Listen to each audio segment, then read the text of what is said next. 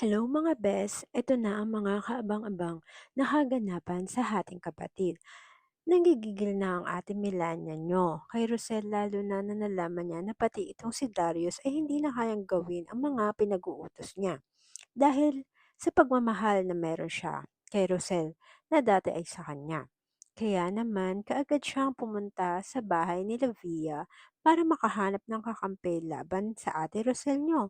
Dito nga ipinagtapat niya kaagad dito na inagawan rin siya ng lalaki ni Rosel, kagaya ng ginawa sa kanya. Kaya sinabi niya ang plano niya para makanti nila ito ay sa pamamagitan ni Vel. Kaya itong ate Vianyo ay hindi makapaniwala na totoo ang kutob niya sa tinatago nila Chris at Malu. Ngayon, napatunayan na niya na totoo ang mga hinala niya.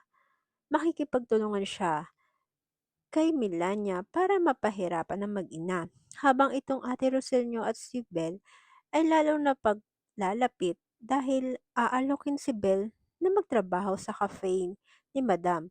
Kaya naman hindi makapaniwala si Belle kahit ipinakita niya na kay Rosel na ayaw niya dito ay hindi siya sang-ayon sa pakikipaglapit dito sa daddy niya na si Chris dahil mahalaga pa rin si Via sa kanya. Tinanggap niya ang trabaho para makatulong sa inang nagpalaki sa kanya.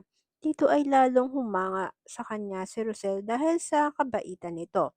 Kaya naman sinabi sa kanya ni Belle na hindi niya maintindihan kung bakit ganoon kagaan ang loob niya dito maging kay Tyrone.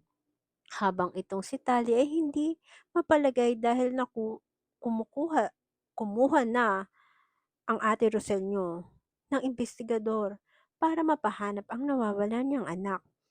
Maging itong si Chris ay hindi na rin alam kung paano niya mapipigilan si Rosel hanapin ang anak niya na nasa tabi lang niya. Dahil hanggang ngayon tinatago niya ang totoo dahil makasarili ang Kuya Chris niyo. Saka palagay niyo mga bes, makukonsensya na kaya itong si Malu na sabihin niya kay Rosel kung sino ang totoo niyang anak na hinahanap habang maaga pa? Kaya mga bes, huwag niyong kalimutang mag-follow para sa mga update, para ma-update kayo sa mga susunod na kaganapan. Bye!